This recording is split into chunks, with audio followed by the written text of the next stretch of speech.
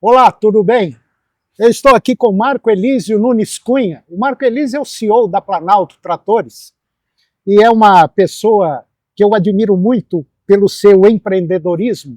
E ele vem fazendo um trabalho já há muitos anos, um trabalho assim de um nível muito alto profissional.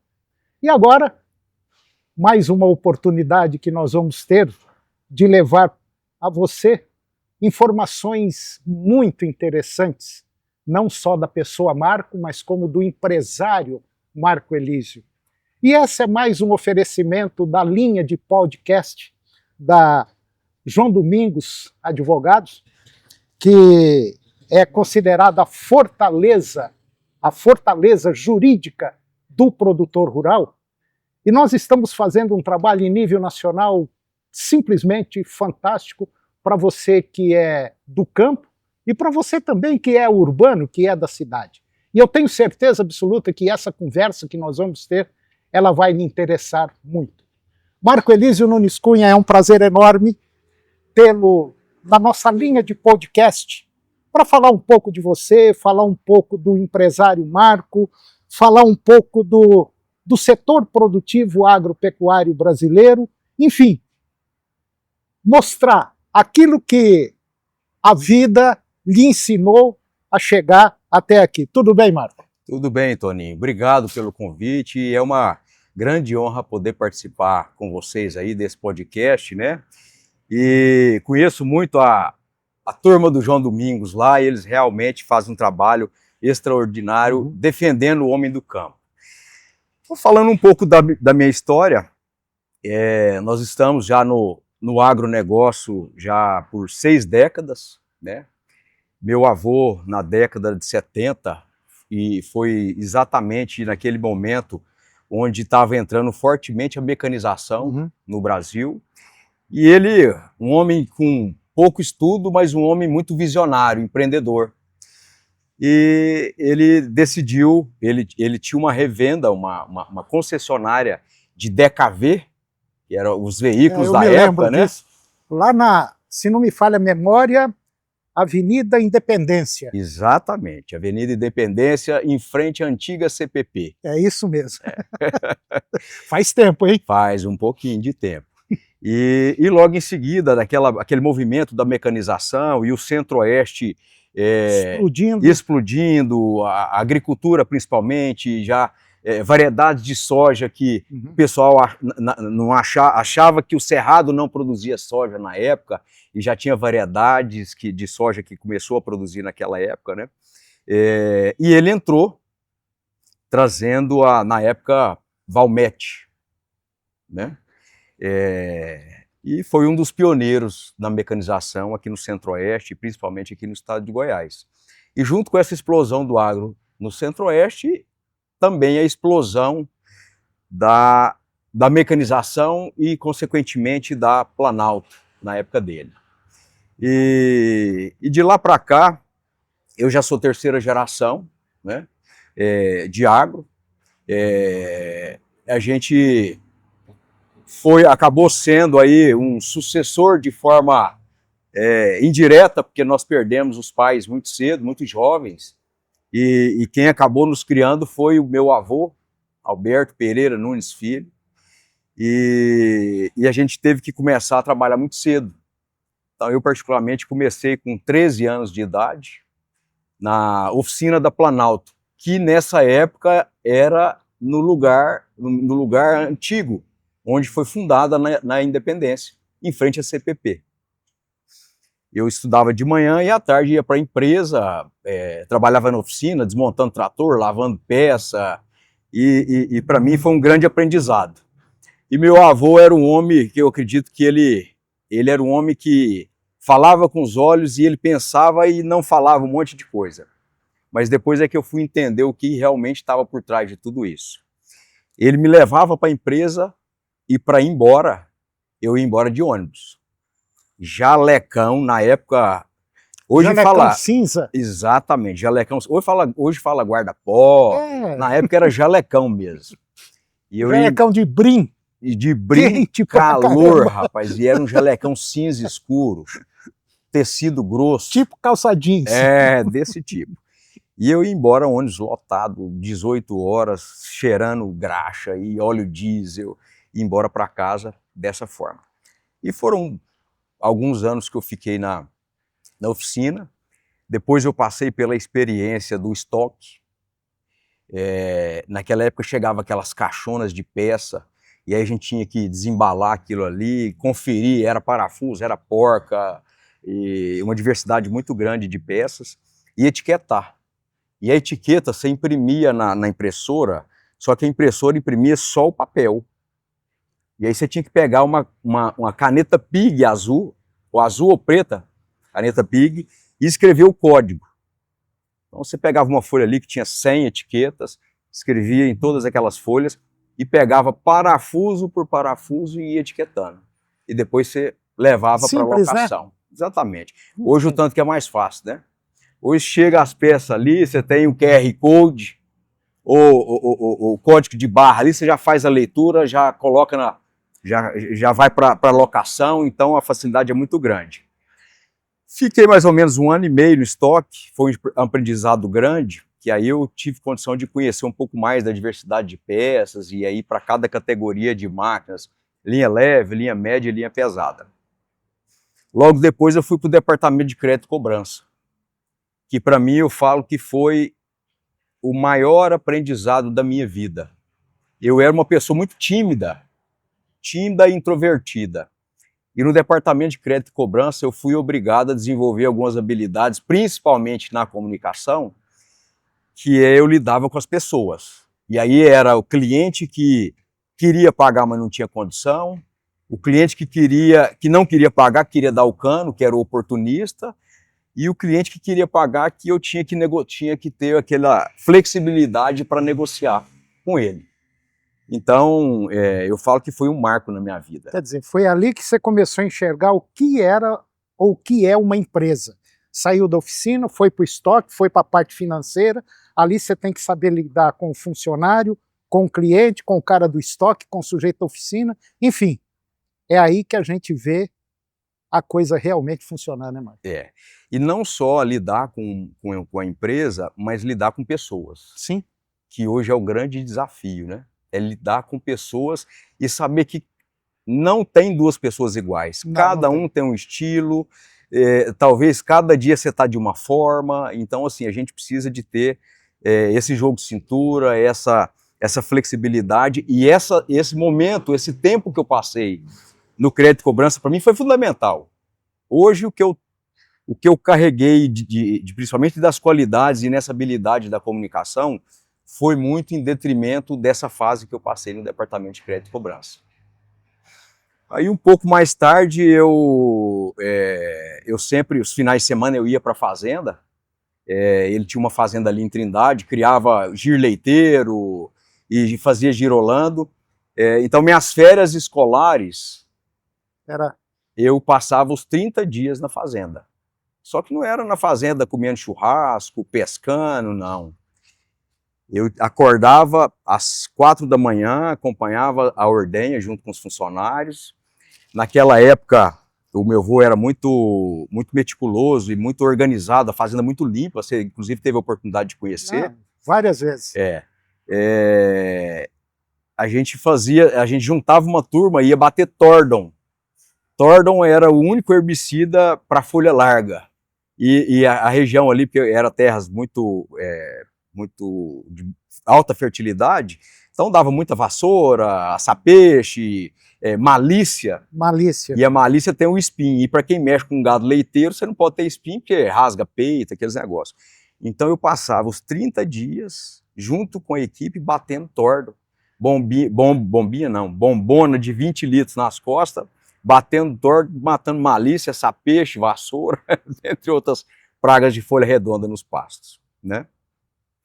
E isso foi um aprendizado muito grande para mim também, porque eu complementei sabendo lidar com pessoas do campo, que é diferente de lidar com pessoas, talvez, na área urbana. Muito diferente. O nível de esclarecimento é totalmente diferente.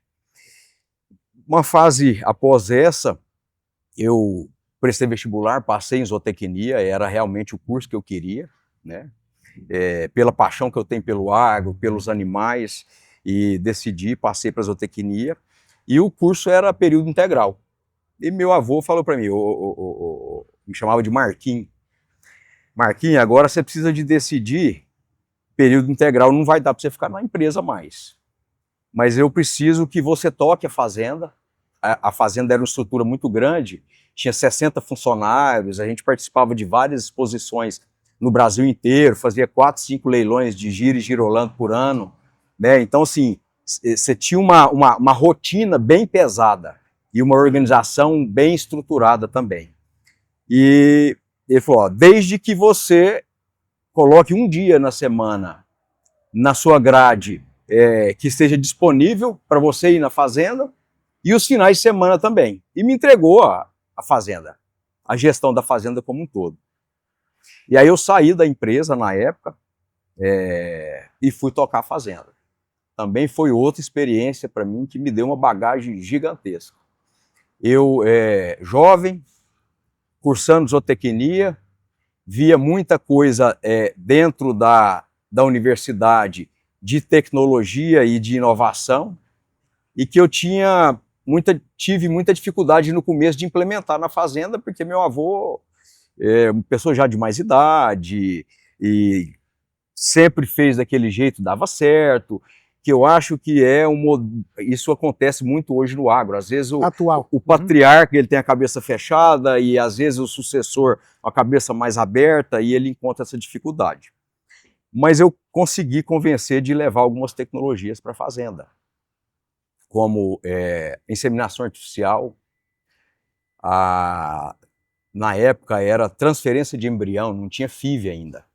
Então nós fomos um dos pioneiros na transferência de embrião, na época. Inclusive era aberta a transferência de embrião, não é igual hoje não, era aberta, você transferia, era aberta, você tinha um corte aqui, puxava e já fazia a implantação ali dentro do útero já da vaca, da receptora de embrião. Então eu consegui implantar algumas tecnologias lá na fazenda. E ele viu que eu realmente fui sobressaindo, né? E o negócio começou a realmente a gente ter um controle maior das despesas conseguir mensurar as receitas, viabilizar mais o negócio de pecuária leiteira dele.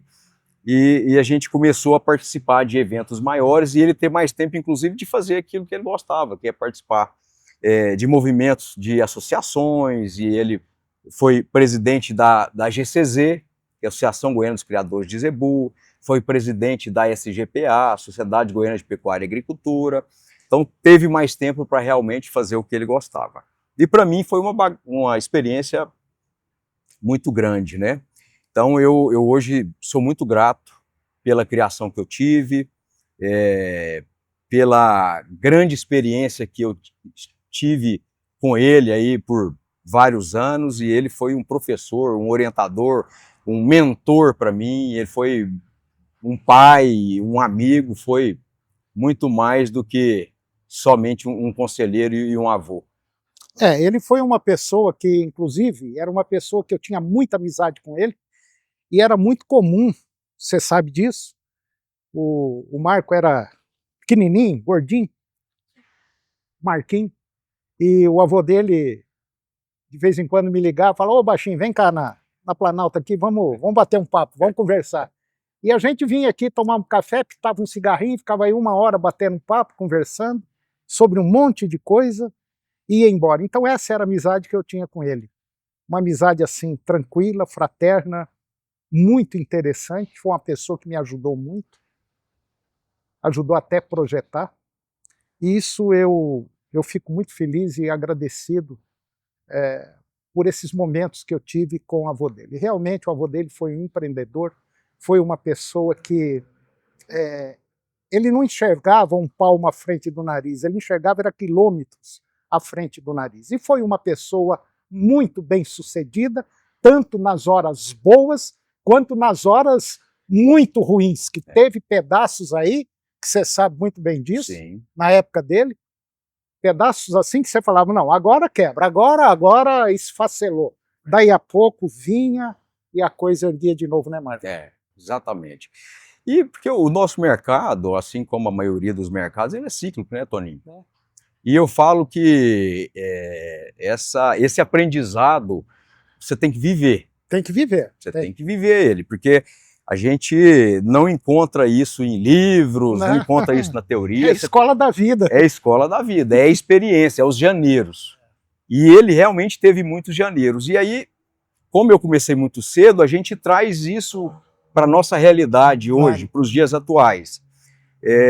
A gente viveu momentos muito difíceis também. E vive até hoje. Vive até hoje. Você também faz parte do agro aí de forma direta, sabe que a gente tem anos muito bons na pecuária, outros anos muito ruins, na agricultura da mesma forma, então funciona desse jeito. E sobressai aquele que realmente tem maior conhecimento do mercado. Porque na hora que as vacas, na época das vacas gordas... É bom, né? É bom. Nossa, como E aí, na época das vacas magras, você precisa de ter guardado um pouquinho de gordura da época das vacas gordas para você conseguir passar aqueles momentos, né? Então, isso, acho que eu falo que empreender e ser empresário hoje, principalmente no Brasil, você tem que ter além de um conhecimento muito grande, uma habilidade de lidar com pessoas, com processos, você tem que ter uma resiliência muito grande. Muito grande. Isso que o Marco está falando, a gente já dizia há muito tempo. O que você vai ser na vida? Não, eu quero ser veterinário. Ah, tá bom. E você, agrônomo? E você, zootecnista? Só que hoje as coisas mudaram tanto que você não é mais veterinário. Você tem que ser administrador de empresa, você tem que ser advogado, você tem que ser contador, pai de santo, psicólogo, sabe? Você tem que ser um conjunto de coisas para você poder sobressair. Quer dizer, você tem que apresentar resultados. Quer dizer, ele veio hoje, se você olhar o Marco hoje, é um empresário, de maneira geral, bem sucedido, mora bem, vive bem, tem dinheiro, mas peraí, a coisa não veio assim, ó, toma aqui para você uma mala cheia de dólar. A coisa não veio desse jeito. A coisa veio trancos e barranco e pancada e vai, e sobe e desce até chegar aqui. E você pensa que hoje as coisas continuam tranquilas? Não, não continuam tranquilas. Eu te garanto que ele deita à noite, a cabeça está longe, demora para dormir, acorda cedo. Por quê? Porque a responsabilidade é muito grande. Não tem 2, 3 funcionários aqui não, tem um contingente de funcionários. E o problema não é só funcionário, desde um parafuso até uma duplicata que tem que pagar o atendimento a um cliente. Então as coisas não são simples, as coisas não caem do céu, porque quando cai do céu de mão beijada, é raro uma pessoa que dá continuidade naquilo, né, Mário? Exatamente. A gente sabe quanto custa tocar uma empresa dessa. A gente sabe o valor que a gente tem que dar num funcionário nosso, num cliente. Às vezes o importante não é você vender, que é o objetivo da empresa. O importante é você ter o seu network, aquele conjunto de pessoas, né, Mário? Até porque hoje o nosso segmento de máquinas e equipamentos, máquinas e equipamentos agrícolas, ele virou, as máquinas e os equipamentos, virou commodity. Né? Hoje, quantas marcas nós temos aí consagradas no mercado? E o que faz a diferença, eu falo que e cada vez mais vai fazer, é a parte de serviço. É o quanto a sua estrutura comercial está preparada para dar uma consultoria, não é vender, atender o cliente, não, é dar uma consultoria para o seu cliente. É o quanto que sua estrutura de pós-venda, assistência técnica, está preparada para atender o seu cliente e resolver o problema dele. Então, é com essa bagagem que a gente veio aí de muitos anos, e aí eu também sou produtor rural, e aí eu sempre penso, eu sempre falo com a nossa equipe, né? Exatamente. Eu falo com a minha equipe, falo, gente, vocês sempre atendem o cliente como vocês gostariam de ser atendido. Claro. E aí, como eu sou um produtor exigente, eu quero que a minha equipe realmente entregue o melhor para o mercado, para os nossos clientes, né? Porque a gente conhece, eu sento do outro lado da mesa também. Então eu acredito que isso faz uma diferença muito grande. E outro ponto que você tocou aí, que eu acredito que é importante a gente trazer, e eu vivo isso dia a dia aqui. A maioria das empresas mundiais são familiares. E nós temos um problema hoje muito grande que chama sucessão familiar. Esse é o pé no calo. E eu vivo aqui, às vezes o cliente traz os filhos aqui para mim falar minha história de vida para os filhos e não sei o quê. E a primeira coisa que eu faço a pergunta é pro sucedido. Você já perguntou para os seus filhos se eles querem ser seu sucessor? Você preparou eles para ser o seu sucessor? Porque na maioria das vezes ele não foi preparado, aí o patriarca morre, primeira coisa que ele faz, vende tudo. E aí ele não sabe fazer uma gestão, torra tudo. Acaba com o patrimônio todo e fica pobre. Que eu falo que não tem tanto de dinheiro que não acabe. Acaba. Não tem tanto. Então, os patriarcas aí que vai estar nos ouvindo, que eu sei que são milhares, e torço para que isso aconteça, traga os filhos para próximo de você. Ensine como é que você chegou até aí. Coloque para trabalhar cedo, porque eles precisam de valorizar. E eles têm que ter um caminho que precisa ser trilhado, assim como eu. Não existe receita de sucesso. Não matou você não, Não, né? não matou não. Receita de sucesso é trabalho, e aí esse trabalho vai te dar experiência, entendeu? Para você realmente... E outra coisa, e mesmo com o trabalho e experiência pode acontecer de não dar certo, tá? Mas a probabilidade é menor se você não tiver o trabalho e nem a experiência. Então eu acho que isso é um tema que inclusive vocês precisam de levar isso, trazer isso mais aí nos canais de comunicação. Toninho, você tem uma audiência muito grande, precisa de trazer isso cada vez mais, porque o nosso agro ele tem uma importância muito grande para o nosso Brasil e principalmente aqui para o nosso Centro-Oeste. E hoje nós deparamos com um problema muito grande, que é a sucessão, a continuidade desses filhos, desses netos no campo, produzindo com eficiência, né? Sabendo realmente fazer a gestão, administrar o negócio que foi deixado pelo pai ou pelos avós. Então acho que é um tema importante que precisa ser trabalhado. O Marco estava falando aqui, eu estava dando uma viajada. Recentemente uma pessoa conhecida minha, ele tem 3 fazendas, próximo a Goiânia. Se ele vender essas fazendas hoje, atualmente, agora, nesse momento, ele deve apurar aí na faixa de uns 60 milhões, mais ou menos. Ele tem 3 filhos, 2 homens e uma moça. Uhum. E um dia, conversando com ele, ele virou para mim e falou assim: Antônio, eu estou muito preocupado, porque a hora que eu morrer, meus filhos falaram, a primeira coisa que nós vamos fazer é vender a fazenda. As 3. Rapaz, meu olho encheu d'água, ele falou. Eu não preparei meus meninos para dar continuidade àquilo. Uhum. E você sabe que hoje o agro não é só a roça, não é a fazenda. Não. O agro é um conjunto enorme de coisas que faz uma fazenda produzir.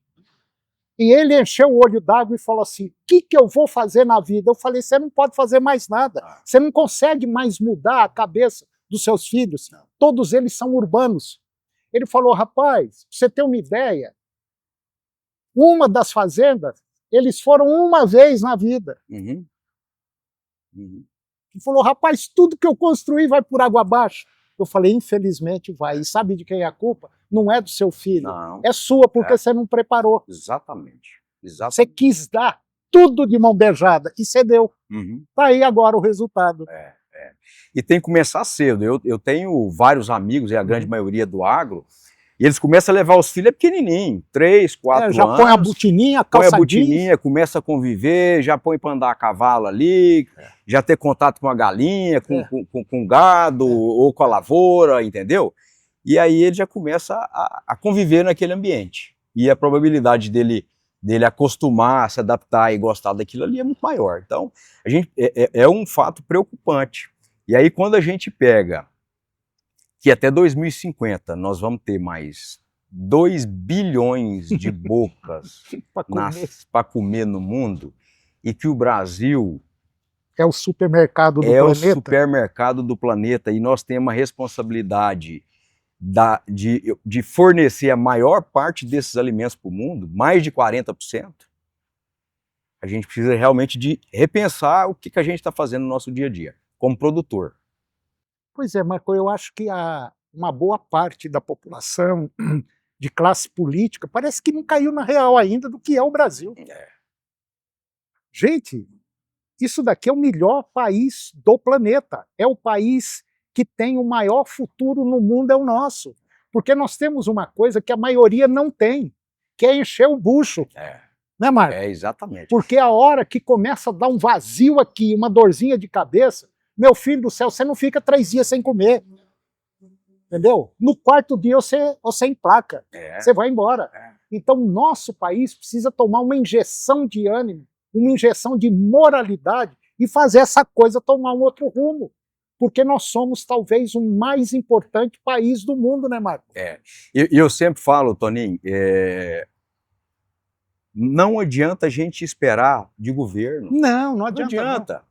Porque o agro ele anda independente de governo. E aí, às vezes, as pessoas ficam cobrando iniciativa de governo. Gente, aí se o governo não fizer, nós vamos cruzar os braços, vamos ficar esperando? Nós temos que, esquece, não vamos ficar dependendo de governo. Esse é o principal ponto. Segundo, eu vou até contar uma história. Nós trabalhamos, na verdade, a gente representa uma multinacional, sim, né, que é a Valtra, que é o grupo AGCO, e por trás disso são 12 investidores americanos que estão lá nos Estados Unidos, acostumados com o sistema de produção deles lá, e estão cobrando de nós aqui no Brasil o resultado do investimento que eles fizeram. Não quer saber se chove ou não, tem que vender. Exato. E aí desses 12 que eles vieram o ano retrasado aqui no Brasil, 10 não conheciam o Brasil. E aí foram visitar alguns estados e algumas áreas produtivas. Eles não imaginavam que o Brasil é o que é hoje no agro. Que a gente tem 3 safras. Pode ter mais uma, né? Exatamente. Se irrigar. Que a gente tem o clima que a gente tem aqui,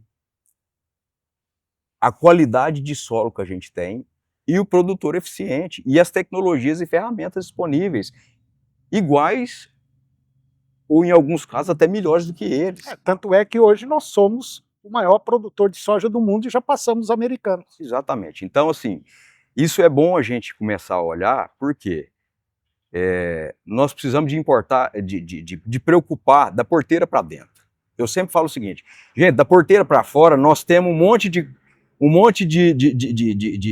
intempéries, um monte de coisas que a gente não tem condição. Controlar. É incontrolável. Agora, da porteira para dentro, esse cabe a nós. De sermos mais eficientes, de trazermos ferramentas que a gente consiga reduzir os nossos custos, de fazer uma gestão melhor do nosso negócio. Então, assim, e a gente tem tudo hoje, tudo na mão para poder fazer isso. Então, é o momento realmente da gente refletir.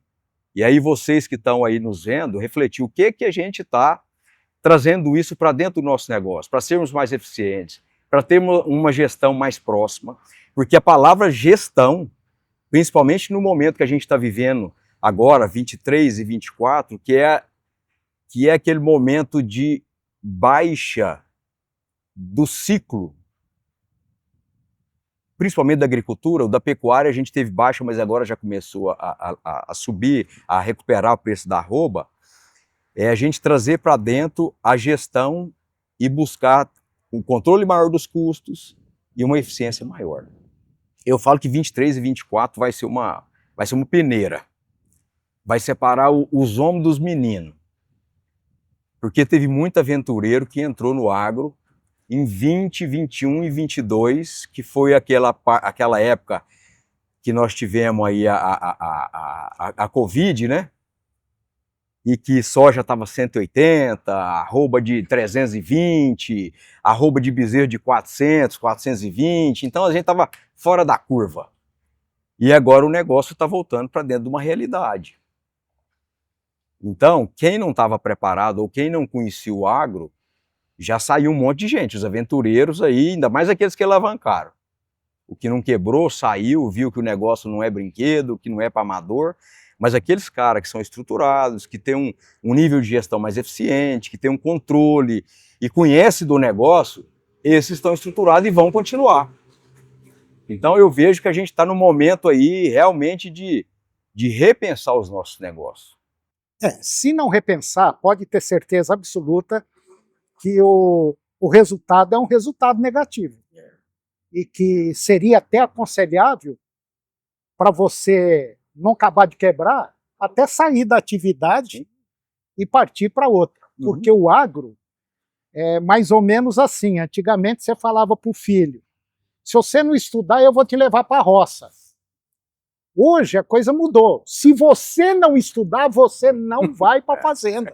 Não, mas não é mais ou menos isso? É isso mesmo.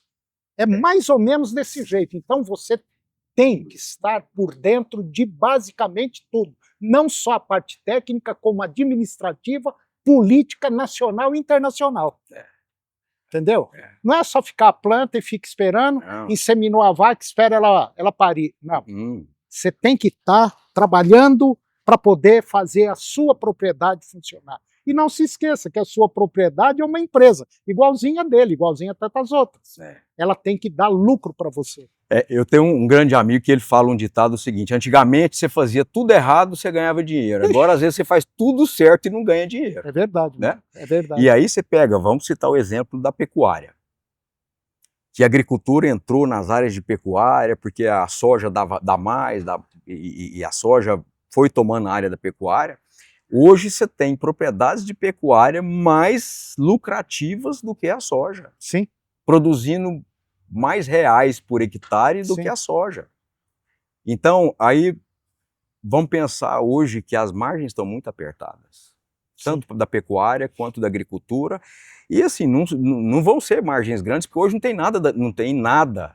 O nosso segmento aqui de varejo não tem margens grandes. Quem tinha garrafa vazia para vender, vendeu. Exatamente, não tem margens grandes. Você hoje tem que buscar o quê? Eficiência. E aí, por exemplo, é o que a gente estava comentando agora há pouco. Na pecuária, intensificação. Produzir o máximo de arrobas por hectare. Para você ter resultado e para você ganhar dinheiro. Na soja, no milho, produzir o máximo de sacas por hectare.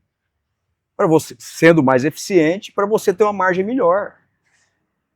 Então o negócio hoje é assim. E para você produzir mais arrobas ou produzir mais sacas, você precisa primeiro de ter o conhecimento do que você precisa fazer para aquilo acontecer. E utilizar das tecnologias que tem no mercado. Que nós nunca tivemos tanta tecnologia e tantas ferramentas para aumentar a produtividade igual nós temos hoje. Está até perigoso, tanta coisa que tem, você não sabe nem o que faz e o que não faz. E aí, às vezes, se você não tiver conhecimento, você faz bobeira. Você traz uma ferramenta que não vai melhorar a sua produtividade ou vai aumentar demais os seus custos, e aí você vai ficar com margem negativa. Outro dia uma pessoa falou assim, um erro numa inseminação, num plantel aí de 300, 500 vacas, um erro de um sêmen de um touro, você tem um prejuízo aí de 5, 6 anos, até voltar. É incrível, né? Tem. Toninho, em 21 e 22, eu gosto muito de conversar com clientes aqui no salão, e ir para campo, conhecer a realidade dos nossos clientes, do produtor. E 21 e 22, com os preços lá em cima, teve um monte de pecuarista que entrou para a agricultura, profissional liberal que investiu no agro, e os caras comprando máquinas, pedido de 8, 10, 12, 15 milhões. E a primeira pergunta que eu fazia era, você tem uma assistência técnica ou uma consultoria para fazer a gestão do seu negócio? Às vezes o cara falou, não. Aí eu falei, eu corro o risco de perder esse pedido aí de 12 milhões. Mas você não entra para a agricultura sem uma consultoria, se você não tem o conhecimento, se você não está preparado para isso. Então, o tanto que isso é sério. E aí nós estamos falando uma consultoria especializada em melhorar a produtividade, tanto na agricultura quanto na pecuária. Se você não tem o conhecimento, você tem a oportunidade de contratar pessoas que têm. que tem muitas no mercado, né? Então a gente tem que ter essa preocupação. E nós aqui como Planalto, a gente tem essa preocupação. O Marco tem um defeito muito grande, que é o seguinte, como ele acabou de falar, uma vez eu presenciei, e isso vem lá do seu avô também. Não, eu quero uma plantadeira, eu quero uma carreta, eu quero um trator assim, assim, assim, assim. Pois é, o senhor já tem uma equipe que vai trabalhar com o senhor, o pessoal conhece? Não, mais ou menos. Não, então eu não vou vender para você não. Você sabe por que ele não vendeu? Porque se ele vendesse, ele ia perder esse cliente. O que aconteceu? Esse cliente virou um amigo dele, se profissionalizou, e aí passou, se não me falha a memória, deve ser cliente até hoje. Então essa é uma preocupação de um excelente, de um bom administrador, um cara que faz gestão. O negócio não é vender o trator, não. Ele precisa vender. Mas se ele vender e o sujeito fizer uma coisa errada, que vai dar errado, o prejuízo é dele. Esse cliente nunca mais volta aqui. Né, Marco? E é uma preocupação nossa, Planalto, e a gente treina o nosso time muito para isso, e eu falo sempre, gente, a gente precisa de cuidar do nosso cliente, do produtor, pensando que o negócio dele tem que ser lucrativo. Então, porque reflete aqui. Porque se ele não ganhar dinheiro com o negócio dele, ele não vai continuar investindo em máquina. Nunca. Então a preocupação nossa vai muito além do que só a venda. Eu falo isso muito para a nossa equipe aqui, a gente prepara eles para isso. Eu vou contar um caso só, mas assim, isso acontece com frequência. Chegou um cliente aqui com orçamento da concorrência. Ah, mas seu trator tá mais caro do que o da concorrência, não sei o que e tal. Eu falei, vem cá, me dá o pedido da concorrência. Não, eu falei, me dá o pedido, eu não quero copiar preço, eu quero só ver o que você está comprando, o que você está negociando com a concorrência. Aí tinha lá 8 tratores, mais um monte de implemento, plantadeira, não sei o quê. Aí eu peguei e falei assim, onde que é a sua propriedade? Que tamanho que é a sua propriedade? O que você vai plantar? Que nível que você já está de preparo de solo? Onde é que você pensa em chegar? De 8 tratores eu reduzi para 3. Aí ele falou, mas por que você está fazendo isso?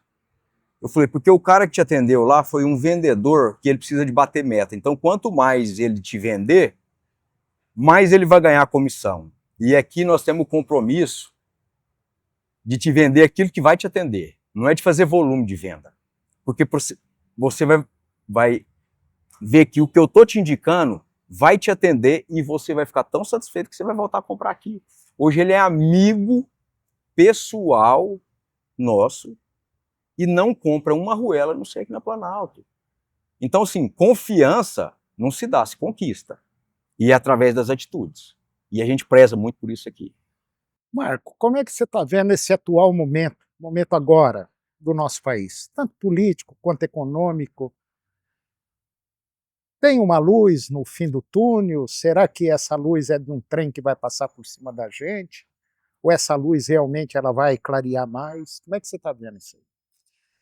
Toninho, assim, a gente está passando um momento desafiador, porque a gente tem uma referência de os 21, 22 principalmente, uma referência de um momento muito bom para todo mundo. Velocidade total. Velocidade total.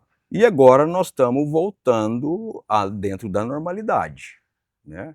Normalidade de preço das commodities, nós estamos voltando dentro de uma normalidade de volume de vendas do nosso mercado. Seria um assentamento? Um assentamento, O que ainda não se ajustou, porque o custo, como o preço das commodities estava muito valorizado, as empresas, principalmente as empresas de insumo, subiram porque queriam ganhar mais, tinha oportunidade.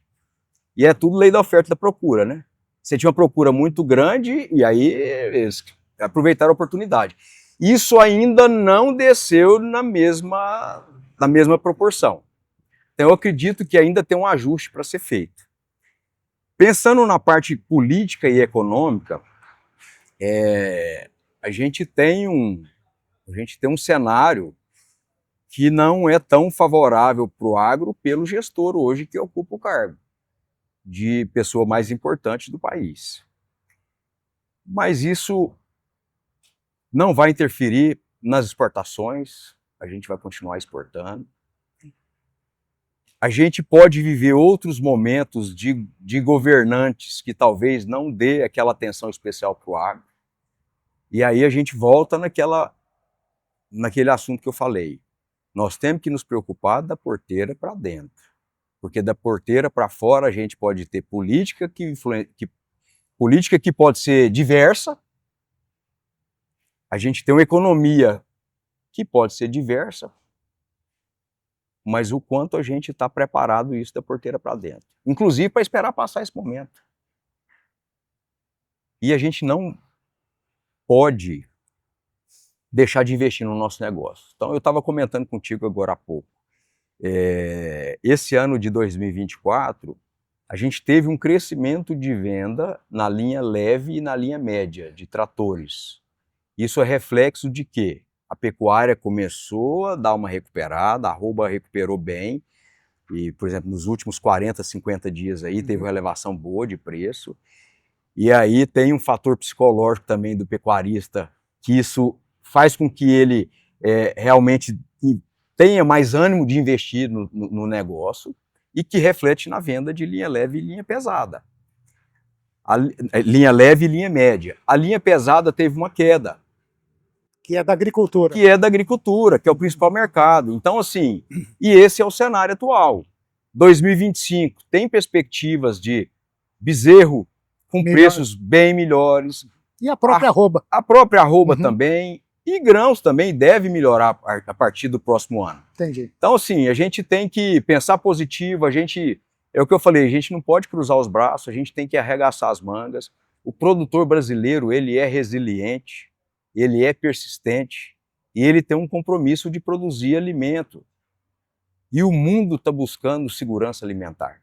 E nós, como brasileiros que somos, temos uma grande responsabilidade de dar essa segurança alimentar para os outros países.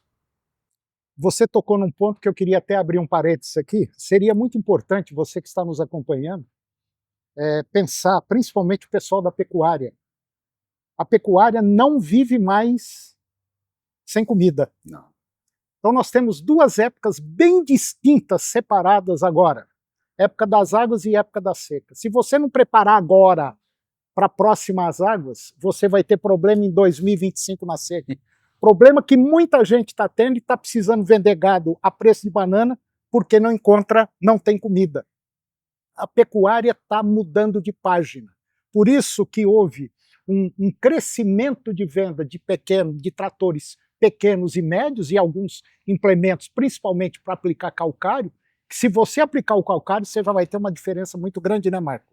Significativa. E não pode deixar para a última hora, porque eu falo o seguinte, nós produtores, a gente sabe que todo ano tem seca. Todo ano tem. E todo ano tem o período da chuva. E aí, na grande maioria, eu escuto quase que diariamente que meu silo acabou, eu não preparei direito, eu não fiz uma adubação no meu pasto para mim ter uma reserva para o período da seca, e a hora é agora de preparar. É agora. Né?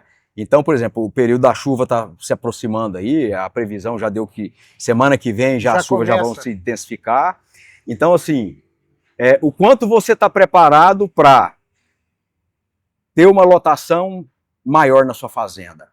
O quanto você está preparado para guardar comida já pensando na entre-safra do ano que vem. Sim. 2025. Se não preparar, porque perdeu. Não adianta você esperar para ver isso o ano que vem. É preparar agora. Você tem que fazer uma calagem, você tem que fazer uma adubação, você tem que já se preparar, se planejar para você não ter um custo maior de ter que comprar silagem caríssima no ano que vem. É verdade, né? Concordo. Então normalmente a gente deixa para a última hora, e aí ou você vai ter que vender os animais barato, porque você não tem pasto, ou você vai ter que pagar muito caro por uma comida talvez de baixíssima qualidade. E não vai dar resultado. Sem resultado.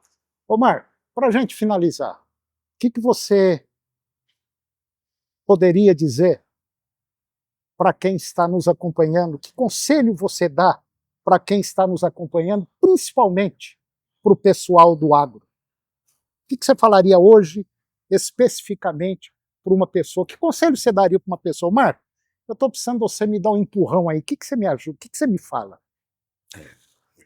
Fé em Deus? Fé em Deus em primeiro lugar. Deus é o dono de tudo, né? E ele faz o impossível. E eu falo o seguinte: tudo passa. O bom passa e o ruim passa também. E aprenda com o ruim. Aprenda com o ruim e aprenda com o bom. Porque senão a gente aprende com o bom e esquece. E às vezes a gente nem espera ele vir novamente. E o agro é cíclico. Nós vamos ter momentos lá em cima e vou ter momentos lá embaixo. Então, assim, podemos ter pessoas que estão começando agora no agro e estão querendo, às vezes, desistir, porque não é o momento das altas. Mas espere que as altas estão por vir. Esses dias eu estava conversando com uma pessoa, ele entrou no segmento de locação de máquinas. Ele era de um outro segmento e investiu em locação de máquinas, e aí teve uns problemas financeiros, teve que retomar as máquinas, falou, vou sair disso. Falei, não saia. A perspectiva para esse mercado é gigante, é crescente, e você está querendo sair desse segmento por um fato só. Então continue. E aí é o que eu falo para vocês, persistam e saibam que vão ter momentos difíceis e vão ter momentos de glória. Agora, profissionalize o seu negócio. E se você tem filhos e quer continuidade no seu negócio, traga seus filhos para dentro do negócio. Não só trazer para passear, não. Trazer para trabalhar, para aprender e para passar dificuldade também. Porque a vida não é só um mar de rosa, né, Marco? Não. Na realidade, muito pelo contrário. A gente tem mais dificuldades e mais baixos do que altos. É verdade. Então, comemore os altos e aprenda com os baixos. Marco, muito obrigado. Em nome da João Domingos Advogados, a fortaleza jurídica do agronegócio, eu agradeço a sua participação e pode ter certeza absoluta, como o Marco disse, tudo passa na vida, coisa ruim e coisa boa, mas procure aprender tanto com o lado de lá quanto com o lado de cá. É muito importante, mas muito importante mesmo. E a vida vai continuar, você querendo ou não, sendo feliz ou não. E tem um pequeno detalhe, se você quer ser feliz, abra a porta para a felicidade entrar. Não é muito difícil, não. Depende só de você. Um abraço, Marco. Muito obrigado. E eu queria também, Marco, aproveitar o momento e passar um brinde Tony. a João Domingos, Obrigado, Advogados, Tony. a fortaleza jurídica Tony. do agro, que eu Obrigado. acho que você vai precisar disso aí, viu? Rapaz, obrigado, viu? Vocês aí, eu queria primeiro agradecer o convite de estar participando com vocês e mandar um grande abraço para toda a família e equipe da João Domingos e dizer que eu tenho uma admiração especial pelo trabalho que vocês fazem e pelo quanto vocês têm ajudado as pessoas do agro. Obrigado e que Deus nos abençoe sempre. Valeu, Marco. Obrigado. Obrigado.